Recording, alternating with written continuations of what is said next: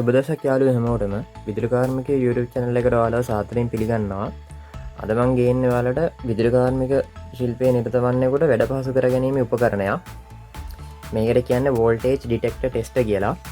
සාමාන්‍ය ටෙස්ට් එකක් කියපුවාම මේ වගේ එකක් මම ඔයාලට මතක් වෙන්නේ. මේකෙන් වෙන කාර්යම තමයි මේකෙන් වෙන්නේ. ඒ වුණාට මේක non contact. මේක contact වෙලානේ contact කරලා නැහැ බලන්න ටෙස්ට් එකක් ගත්තාම සාමාන්‍ය ටෙස්ට් එකක් ගත්තාම මෙන්න මේ විදිහට contact කරලා ඉවරලා තමයි බලන්න ඕන voltage එක තියෙනවද නැද්ද කියලා. මේ ආකාරයට ඔයාලට පේනවා ඇති. indicate කරන අපි මෙයාට contact කරන්න ඕන. contact නොකර මෙන්න මේ විදිහට අපිට මේ වගේ ටෙස්ට් එකක් භාවිතා කරලා ඉවරලා voltage එක තියෙනවද නැද්ද කියලා බලා ගන්න පුළුවන්. මේ උපකරණය ඇවිල්ලා සාමාන්‍යයෙන් AliExpress එකෙන් ගෙන්න ගන්න පුළුවන් රුපියල් 17,000 වගේ මුදලකට ගෙන්න ගන්න පුළුවන්.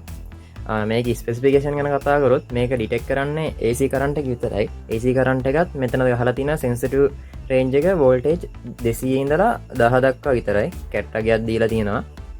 මේක පාවිච්චි කරනකොට අපිට ආරක්ෂාවත් වෙනුත් සෑහෙන ආරක්ෂාවක් අපිට තියෙනවා.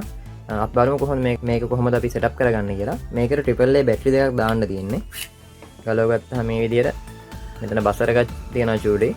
AAA බැටරි දෙකක් දාන්න තියෙන්නේ මෙතනද.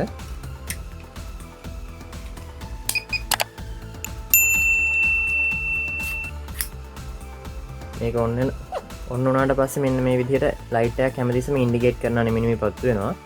ඔන් ඔෆ් බටන් එක තියෙනවා. ඔෆ් වෙනකොට මෙයාගේ බීප් හඬක් එනවා. අපි ඔන් කරගමු.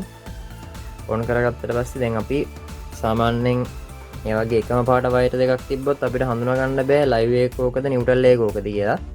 සාමාන්‍යයෙන් මේ උපකරණය පාවිච්චි කරලා ඉවරලා ලයිව් වයර් එක මොකද්ද නියුට්‍රල් වයර් එක මොකද්ද කියලා හොයාගන්න පුළුවන්. ඔයාලට පේන ඇති ලයිව් වයර් එකට තමයි මෙයාව රතු පාටින් පත්තු වෙන්නේ.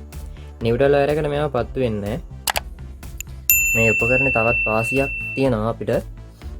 අපි මෙයාව පාවිච්චි කරනකොට අපිට පුළුවන් වයර් එකක් කට් වෙලා තියෙන තැනක් ඉක්මනින් කාලය ඉතුරු කරගෙන හොයාගන්න. අපි දැන් දන්නවා මෙයාගේ වෝල්ටේජ් එකක් තියෙනවා නම් මේ විදිහට ඉන්ඩිකේට් කරනවා කියලා. මේ වයර් එක කොහෙන් හරි කැඩිලා තියෙනවා නම් අපිට මෙන්න මේ විදිහට මෙයාගේ ඉන්ඩිකේට් කරන එක නවතිනවා. මම මේ වයර් එක මෙතනින් කපා ගත්තා. පොඩ්ඩක් වයර් එක ඇතුලේ කන්ඩක්ටර් එක කඩලා දැම්මා. මෙන්න මේ විදිහට මෙතනින් පාස් වෙනත් එක්ක මෙයා ඉන්ඩිකේට් කරන එක නවතිනවා. එතකොට අපිට පුළුවන් වෙලා විතර කරගෙන සාමාන්‍යයෙන් වයර් කෝඩ් එක වගේ මොකක් හරි ප්‍රශ්නයක් වෙලා තියෙනවා වගේ නම් ඉක්මනින් හොයාගන්න කොතනද කැඩලා තියෙන්නේ කියලා වෙලා එතන සකස් කරගන්න පුළුවන්.